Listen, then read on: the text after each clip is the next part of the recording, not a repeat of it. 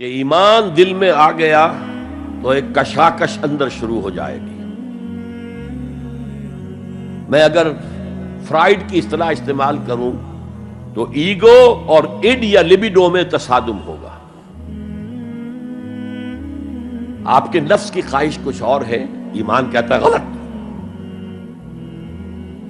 کشاکش ہوگی کہ نہیں؟ یہ اندرونی جہاد ہے اپنے نفس کے خلاف. جیسے فرعون نے کہا تھا الیس لی ملک مصر وہذہ الانہار تجری من تحتی، کیا میں بادشاہ نہیں ہوں مصر کا؟ مصر کی حکومت میری نہیں ہے؟ اور کیا یہ ساری نہریں جو ہے میرے نظام کے تحت نہیں چل رہی؟ اسی طرح برا نہ مانیے، ہمارا نفس کہتا ہے یہ جسم میرا ہے، میری ملکیت ہے، اٹس مائی ڈومین، میری خواہش پوری کرنی ہوگی. جیسے اس نے کہا میں نہیں جانتا کوئی خدا ہے میرے سوا اور میرے اوپر، میں نہیں مانتا. نفس بھی کہتا میں نہیں ماننے کو تیار، کیا حلال ہے کیا حرام ہے، کیا جائز ہے کیا ناجائز، میری خواہش پوری کرو.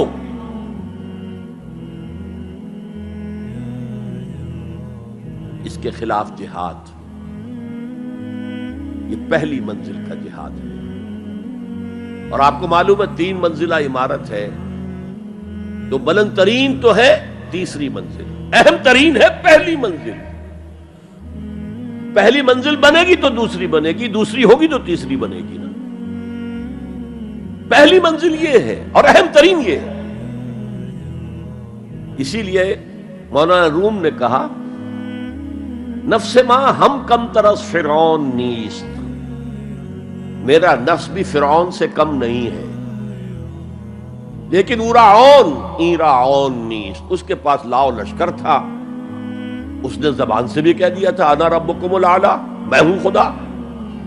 میرا نفس بیچارہ اس کے پاس کوئی لاؤ لشکر نہیں، زبان سے تو یہ کچھ نہیں کہتا، اندر یہی کہتا میں بادشاہ ہوں اس وجود کا، میری مرضی پوری. اسٹرگل اگینسٹ دس بیسر سیلف، ایک سیلف ہے اونچی سیلف، خودی، انا، ایگو، اور ایک ہے یہ بیسر سیلف، ہمانی جبلتیں جو اندھی بہری ہیں، جو حلال اور حرام سے انہیں کوئی غرض نہیں ہے، ان کے خلاف جہاد کرنا. آپ نے فرمایا صلی اللہ علیہ وسلم المجاہد من جاہد نفسہ، اصل مجاہد وہ ہے جو اپنے نفس کے خلاف جہاد کر سکے. تمہارے اندر یہ دشمن تو بیٹھا ہوا ہے، تکڑا ہے، تمہیں کنٹرول کر رہا، چلے آؤ باہر کے دشمنوں سے جہاد کرنے کے لیے. تم نے ٹانگے کو گھوڑے کے آگے باندھ دیا. اور ایک دفعہ حضور سے پوچھا گیا ای الجہاد افضل یا رسول اللہ، اے اللہ کے رسول سب سے افضل جہاد کون سا ہے؟ فرمایا ان تجاہد نفسک فی طاعت اللہ، اپنے نفس کے خلاف جہاد کرو، اسے اللہ کا مطیع کرو. یہ جو اندر کی کشمکش ہے، کشاکش ہے، یہ جہاد فی سبیل اللہ کا نقطہ آغاز، اللہ کا مطیع بنانا ہے نفس کو. اس کے ساتھ 2 سب لیول اور ہیں. اس نفس کو بھڑکانے والی ایک قوت ہے انویزیبل، اور ویزیبل بھی ہے. انویزیبل قوت سب سے بڑی ابلیس، شیطان لعین، اور اس کے چیلے چاٹے جنات میں سے. اور ویزیبل میں انسانوں میں جو اس کے ایجنٹ ہیں، جو فحاشی کو کلچر کا نام دے، یہ اس ابلیس کے چیلے ہیں. ان کے خلاف جہاد نہیں کریں گے آپ.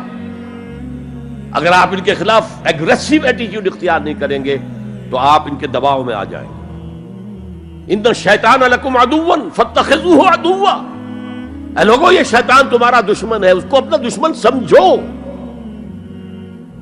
وہ تمہیں سبز باغ دکھاتا ہے، بدی کو مزین کر کے دکھاتا ہے، اچھے اچھے نام اس کے رکھ دیتا ہے، اور تمہیں آمادہ کرتا ہے بدی کے ارتکاب پر. نہیں، وہ تمہارا دشمن ہے. افتتخذونہ وذریتہ اولیاء من دونی، تم مجھے چھوڑ کر اسے اور اس کے چیلے چانٹوں کو تم اپنا دوست بناتے ہو. نہیں، شیطان کے خلاف جنگ کرو. اور تیسرا اس پر سب لیول کیا ہے؟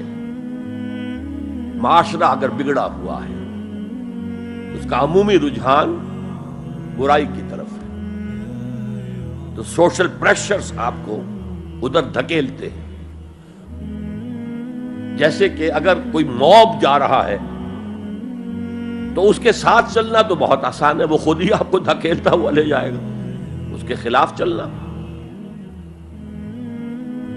بہت مشکل کام۔ ہو سکتا ہے آپ بڑی زور لگا کے 4 قدم آگے بڑھیں، پھر کوئی ریلا آئے 10 قدم پیچھے لے جائے۔